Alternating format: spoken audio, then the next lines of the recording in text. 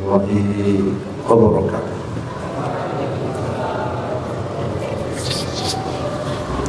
Innal hamdalillah nahmaduhu wa nasta'inuhu wa nastaghfiruh wa na'udzu billahi min shururi anfusina wa min sayyiati a'malina may yahdihillahu fala mudilla lahu wa may yudlil fala hadiya lahu. Asyhadu an la ilaha illallah wahdahu la syarika lahu wa asyhadu anna Muhammadan 'abduhu wa rasuluh sallallahu alaihi wa ala alihi wa sahbihi wa sallam tasliman katsiran. Amma ba'd. Abna'il kiram,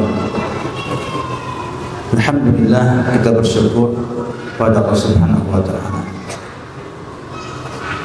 atas limpahan taufiknya kita terus berjalan, bernafas, belajar dan hidup dari hari ke hari, pekan ke pekan, untuk meraih ridhanya Allah Subhanahu wa taala dan menjadi hamba Allah yang bermanfaat buat dirinya, orang tuanya, bangsanya dan agama. Karena zaman ini zaman yang sulit, zaman di mana seorang muslim butuh ketahanan, butuh ketahanan emosi, ketahanan mental. Tidak cukup hanya pintar dan pandai, ya, tidak cukup hanya pintar dan cerdas, namun butuh ketahanan mental dan ketahanan emosi. Maka sudah waktunya antum semua untuk belajar dan belajar agar supaya mentalnya punya ketahanan dan juga emosinya punya ketahanan. Maksudnya tahan emosi adalah antum bisa mengelola hati, emosi antum dan mengendalikannya, sehingga yang muncul adalah emosi positif, bukan emosi negatif. Sama-sama marahnya, ada yang negatif, ada yang positif. Kalau antum tuh marah karena agama antum diinjak-injak, karena antum itu ya, digoda oleh syaitan, atau antum itu bermaksud kepada Allah Subhanahu wa taala, antum marah pada diri antum, ini emosi yang positif. Artinya membuat antum bisa lebih baik, lebih memperbaiki diri lagi. Sedangkan emosi adalah emosi yang tidak ada sebabnya, yang syar'i. Marah hanya karena mendengar orang menghina diri, padahal mungkin maksudnya baik, mengingatkan, namun antum terhina marah, emosi. Maka antum harus punya ketahanan emosi, di mana antum bisa mengelola emosi antum dari negatif menjadi positif. Karena emang demikian. Kalau antum gak punya emosi, hidup bahaya. Bahaya gak? Bahaya. Makanya juga nggak punya marah juga jelek. Tapi yang hebat adalah yang mampu memiliki kemampuan mengendalikan diri dari kemarahan. Innamas syadid man malaka nafsuhu bil qadar. Yang namanya orang yang kuat adalah orang yang mampu mengendalikan dirinya ketika marah. Artinya marah itu ada pada kita semua normal. Setiap orang punya kemarahan, punya emosi. Tapi antum harus punya ketahanan emosi, yaitu mampu mengendalikan emosi antum sehingga bersifat positif, bukan bersifat negatif. Apa caranya? Ketika antum marah, mendengar ada teman antum seakan-akan membuli antum berubah, emosi antum menjadi emosi yang positif dengan cara mengolahnya, sehingga antum punya keyakinan bahwa itu adalah manfaat bagi antum,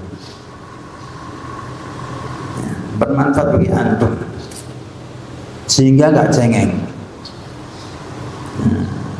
Kenapa? Karena dengan itu antum mampu punya ketahanan mental nantinya. Lihat mana yang lebih kuat, tentara, polisi? Benar nih? Yakin? Sekarang latihannya mana yang berat? Makanya semakin berat latihannya semakin kuat. Karena dia mampu untuk merubah susah payah itu menjadi kekuatan dalam tubuhnya.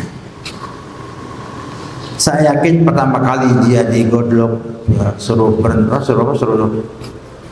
merayap, berlari, ya kayak antum ketika Mukhayyam 2 tahun yang lalu ya. Nah ketika antum itu menyatakan itu adalah negatif, antum kapok. Kuat nggak? Nggak kuat. Tapi kalau antum anggap sebagai positif, itu adalah membina diri antum lebih hebat, lebih kuat, lebih luar biasa, lebih hebat, maka antum bisa tidak kapok, ngulangi lagi. Sama ketika antum itu latihan barbel. Ya, ada yang 5 kilo, ada yang 10 kilo, ada yang 15 kilo. Capek nggak? Capek. Ketika antum itu adalah dianggap bermanfaat bagi antum untuk membuat badan antum six pack atau penampilannya lebih hebat, maka antum tahan kecapeknya itu. Ya Pak ya. Tapi kalau yang hatinya matan negatif, capek ngapain? Maka dia tidak pernah latihan itu. Badannya Pak letoy, lemah. Badannya Pak lemah. Dipegang, sakit langsung. Jadi bagaimana kita mempersepsikan mindset kita, cara mikir kita? Kalau ada tugas itu bukan menyusahkan, tapi membina antum lebih hebat. Bisa nggak ya? Contohnya, jangan bersandar. Nanti akan jadi mukhalafat atau jadi ditanya. Kalau antum sikapin sebagai negatif, usahkan saya aja. Tapi kalau antum buat positif, ini agar saya lebih hebat, lebih mampu untuk sungguh-sungguh belajar, fokus dan tidak ngantuk. Beda nggak hasilnya? Beda nggak hasilnya? Beda. Apa bedakannya? Mindset kita, cara berpikir. Dulu zaman saya ujian Tufatus Saniyah dunia, satu salah itu 4 kali push up. Kalau nilainya itu 80, berarti dinilai kesalahannya berapa? 20. Maka push up 20 kali. Saya berempat atau berlima di Pakistan. Saya paling dikit push up-nya. Kenapa? Karena paling dikit adalah kesalahan. Kalau itu disikapi dengan sikap negatif, maka ngapain belajar? Sudah salah, capek lagi. Akhirnya nggak pernah tahu membaca kitab. Kenapa? Karena nggak paham nahwu. Tapi yang mengatakan bahwa ini tujuannya adalah untuk membuat saya lebih baik lagi ke depannya dalam belajar, dalam merojaah, sehingga akhirnya hafal al-jurmiyah A sampai Z. Jadi al-kalam wal lafzul mufid, lafzul murakkabul mufid bil wad'i wa aqsamu thalatha, ismun wa fi'l wa harfun ja'ali ma'na. Sampai hari ini tahun 92 saya hafal jurmiyah. Ini tahun 2025. Berapa tahun? 33 tahun.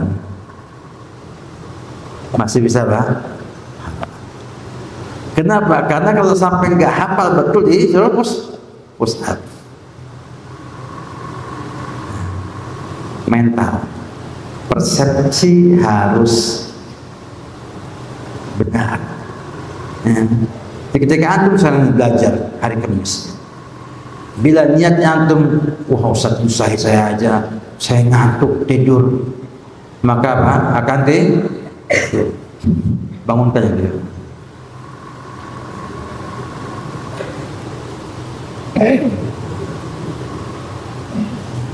Coba itu yang depannya tiang yang depannya, nah itu suruh bangun. Yang pakai batik baru, bangun. Yang pecinya begini, rambutnya di sini. Ini loh, sini loh. Nah, kamu lah. Tiang ini maju yang kedua. Bangun. Bangun. Iya. Bangun aja nggak apa-apa. Ya kamu kok malah kanan kiri. Bangun. Ini mesti kelas 10 nih. Ya.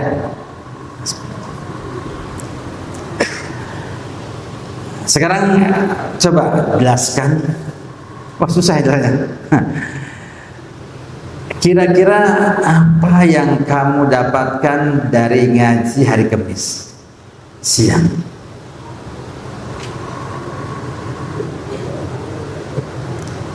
Apa yang kamu rasakan, kamu dapatkan belajar hari Kamis ba'da zuhur?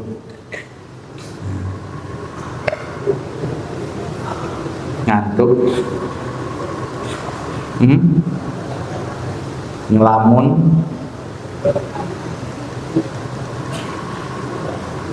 Ilmu? Yakin? Oke, kalau gitu kepalanya tegak ya.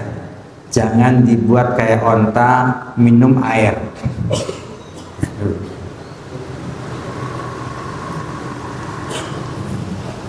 Jadi harus punya mindset yang benar kalau ingin sukses. Bukan halangan seorang anak Ibnu Abbas untuk sekolah di kedokteran gigi. Sudah ada satu yang masuk kedokteran. Bukan halangan dari teknik arsitektur, sudah ada yang tamat selesai S1 arsitektur. Juga ada yang teknik sipil juga ada, bukan halangan. Walaupun pesantren itu pengen membuat orang yang apa? Yang bisa mengemban kewajiban kifayah berdakwah di Indonesia ini. Jumlah pendakwah sangat sedikit sekali. Tapi gak menghalangi ya untuk jadi dokter, untuk jadi insinyur, mau jadi pedagang, mau jadi karyawan dan lain sebagainya. Tapi harus ada unsur dakwah di sini. Sehingga walaupun di mana berada harus mengajarkan ilmunya kepada masyarakat. Jadi imam masjid paling tidak, ya, kalau di kantor ada imam sholat wajib di kantornya, bisa kultum. Maka antum tiap hari sekarang latihan apa? Ceramah ya, atau pidato? Pidato tiap hari. Satu orang kultum, pidato pada Isya. Untuk berlatih. Mau jadi apapun kamu harus bisa bicara sama masalah agama. Baik. Kita masih ambil satu poin lagi daripada bab aniyah, yaitu wa yusannu taqtiyatul aniyati wa ika'il asqiyah. Disunnahkan untuk menutup bejana dan ika'ul asqiyah. Penutup apa? Kalau antum itu punya, tahu nggak antum apa tempat bulu badminton, tahu ya? Ada nggak tentunya? Ada ya, dua-duanya ya. Nah, itu namanya ika. Askia tempat air. Jadi kalau antum punya botol, mungkin pasang botol air atau bejana, maka disunahkan untuk ditutup.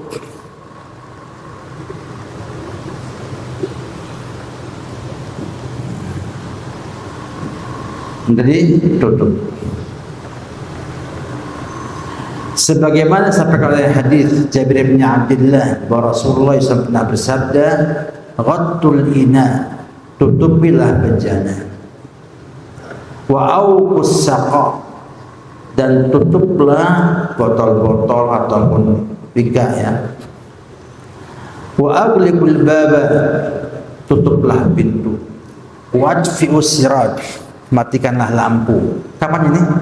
Malam hari. Fa inna syaitana la yahullu saqa'an wa la yaftah baban wa la yakshifu ina'an. Karena syaitan itu tidak akan melepas tutup. Kalau antum punya gelas, kasih tutup gelas, bismillah. Itu syaitan tidak bisa melepasnya. Kalau antum malam hari simpan gelas ada tutupnya, gelas itu ya dari plastik itu, baca bismillah, kok bisa ada terbuka, berarti apa? Ada tikus yang buka. Kenapa? Syaitan tidak bisa buka itu. Ya. Wala yaftah baban, tidak bisa juga membuka pintu yang sudah ditutup. Wala yakshifu ina'an, dan tidak juga bisa membongkar atau melepas apa? Bejana. Dan tupi itu tidak bisa dilepas olehnya. Fa illam yajid ahadukum illa ay ya'rudu ala ina'ihi 'udan wa yadhkur ismallaha falyaf'al. Dan bila sesekali dapatkan, kecuali hanya ini gelas hanya punya satu ud kayu dan menyebut wa yadhkuru ismallah, bismillah, falyaf'al, maka kerjakanlah. Kalau gelasnya nggak ada penutupnya, ambil sendok, tempelkan di depan atasnya, bismillah. Fa innal fuwaisiqah tudrimu ala ahli baiti baitahum. Karena fuwaisiqah bisa setan, bisa tikus ya, itu akan menyerang rumahnya ahlul bait. Artinya dia malam hari akan apa? Membuka banyak hal, dan tikus berbahaya. Ya, tikus berbahaya. Berapa banyak penyakit muncul karena tikus. Apa contohnya? Penyakit pes. Kenapa? Tikus. Juga difteri. Bahkan kalau antum itu pas kebetulan makan makanan kena kencingnya tikus, berbahaya. Banyak bakterinya, banyak virus. Maka tutup bismillah.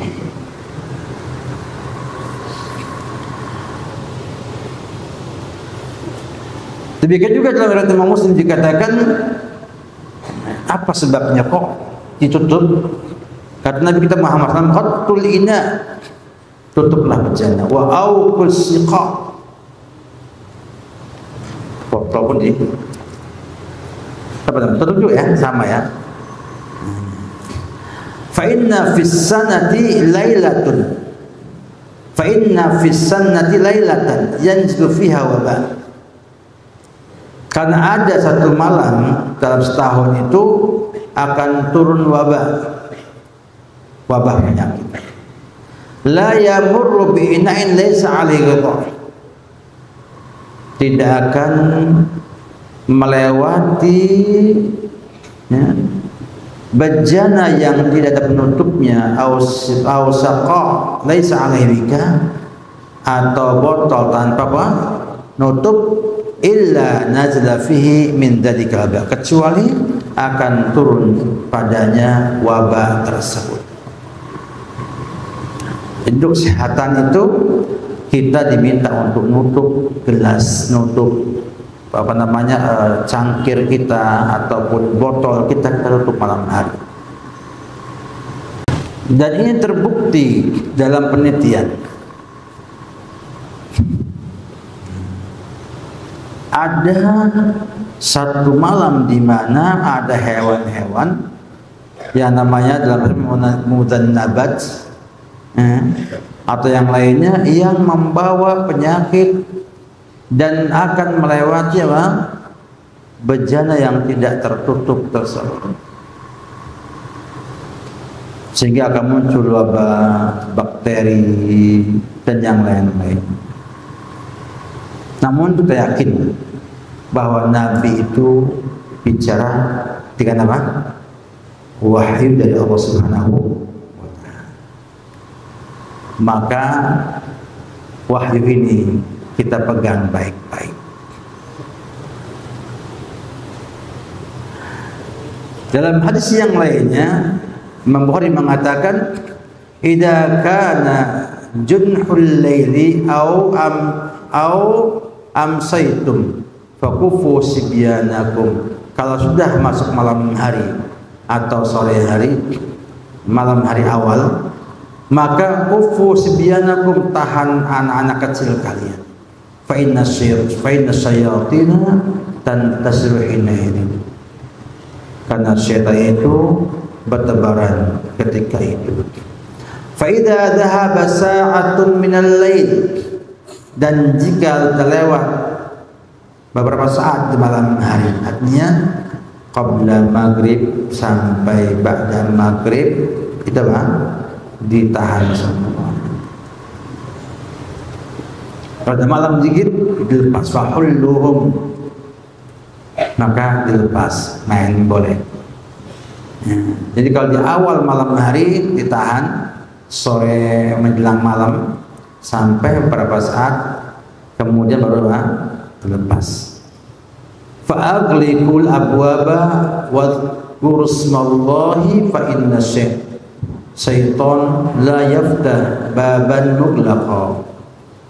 Tutuplah pintu-pintu dan sebutlah nama Allah, karena syaitan tidak membuka pintu yang tertutup. Maka tutupnya berbaca Bismillah. Ini penting sekali. Hal yang tampak sepele penting sekali. Kita harus semangat untuk mengamalkan hal ini, karena menyangkut sunnah Nabi dan juga punya efek dalam kesehatan Nabi. Maka kalau menjelang maghrib, berangkatlah ke masjid dan jangan main-main. Ba'da sholat masjid maghrib, yang pada sholat maghrib itu kan kurang lebih setengah jam, sama adanya mungkin 40 menit, sejam lah sama zikir baru keluar. Anak kecil bahaya, karena ada juga anak kecil yang hilang, dicari-cari nggak ketemu benar, ketemu di bawah pohon apa? Bambu. Bingung. Sedang bawa setan. Maka hati-hati. Ini mentang-mentang banyak listrik sekarang sudah terang sehingga apa? Sehingga banyak yang tidak mengamalkan ini. Anak kecil suruh masuk rumah kalau pas menjelang maghrib. Kalau mau lepas silahkan, setelah agak malaman, isya misalnya, lepas nggak masalah. Nah, kalau bermain misalnya di bulan purnama zaman dulu kita, itu setelah isya baru kita keluar untuk apa? Bermain-main. Dari maghrib sampai isya itu tidak boleh keluyuran di mana-mana, tapi ngaji Al-Quran. Itu diamalkan orang tua kita dulu. Nah, maka antum demikian juga. Kalau sampai di rumah, di kamar, malam hari tolong ditutup. Apanya? Bejananya, yang ada isi air. Atau botol yang ada isi airnya, atau piring yang ada makanan, tutup.